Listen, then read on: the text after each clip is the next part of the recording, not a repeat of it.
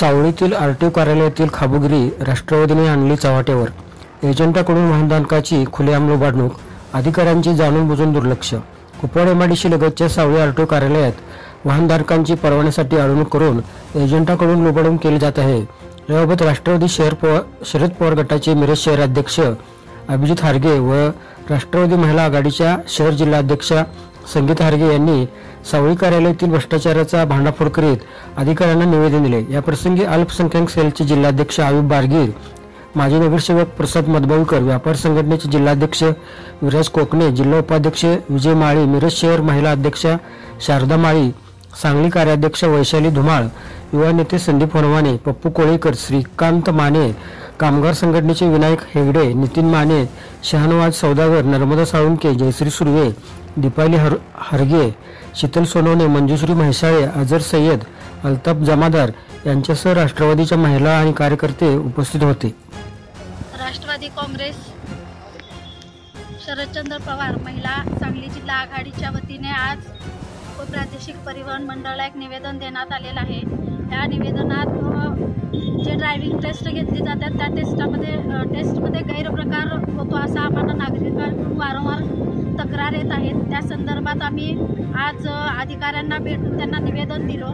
त्याचबरोबर ज्या टेस्ट घेतल्या जातात त्याची वाहन जी आहे ती एका वाहनावर 3च वाहन चालकाची टेस्ट घेण्याची खरं तर नियम आहे, पण 140 त्याच वाहनांवरती टेस्ट घेतले जातात आणि मग जाणून बुजून त्यातील चुका काढायच्या आणि नंतर ड्रायव्हिंगची लायसन देण्याच्या अटीवर त्यांच्याकडून पैसे उपाळण्याचा हा जो उद्योग चालू आहे हा उद्योग थांबावा आणि सामान्य जनतेचा जो त्यांनी त्रास देत आहेत तर सामान्य जनतेचा त्रास थांबावा या हेतून आम्ही आज इथे निवेदन दिलेलं आहे आणि उपप्रादेशिक वाहनच्या अधिकाऱ्यांकडूनच लवकरच या बाबतीत योग्य ती कारवाई होईल आणि समाधानकारक बदल घडून येईल असं त्यांच्याकडून आश्वासन मिळालेलं आहे.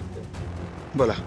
महिला राष्ट्रवादी काँग्रेस पार्टी आणि राष्ट्रवादी काँग्रेस पार्टी शरदचंद्र पवार सांगली शहर जिल्हा यांच्या वतीनं आज उपप्रादेशिक परिवहन अधिकारी यांना आम्ही सावळी येथील वाहन चालवण्याचं जे परवाना काढण्याचं काम ज्या ठिकाणी होतं आहे, जिथं टेस्ट होत्यात त्या ठिकाणच्या भ्रष्टाचाराच्या तक्रारीचं एक निवेदन दिलेलं आहे.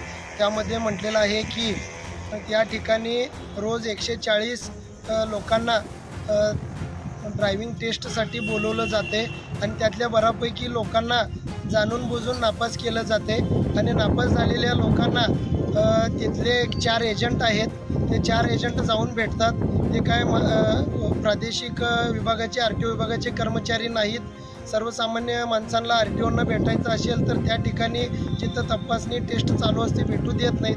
मग हे जे 4 लोक आहेत हे 4 लोक RTOच्या पुढं मागं का फिरत असतात आणि हे लोक 2 व्हीलरच्या लायसनसाठी नाकारलेल्या लोकांना 500 रुपये मागतात आणि 4 व्हीलरचं लायसन मंजूर करण्यासाठी 1000 रुपये मागतात. तर अशा लोकांच्यावर कारवाई करावी अशी आम्ही या ठिकाणी मागणी केलेली आहे. आणि याचबरोबर ते जे 4 एजंट आहेत ते 4 एजंटच नुसतं याला जबाबदार नसून आपल्या RTO विभागातील काही अधिकारी व कर्मचारीसुद्धा सामील असायचा आमचा राष्ट्रवादी काँग्रेस पार्टी शरदचंद्र पवार पक्षाचा आरोप आहे. तर त्या आरोपाची शहानिशा करून लवकरात लवकर चौकशी करून तात्काळ कारवाई करावी अशी आम्ही उपप्रादेशिक विभागीय अधिकाऱ्यांच्याकडे आज निवेदनाद्वारे मागणी केली.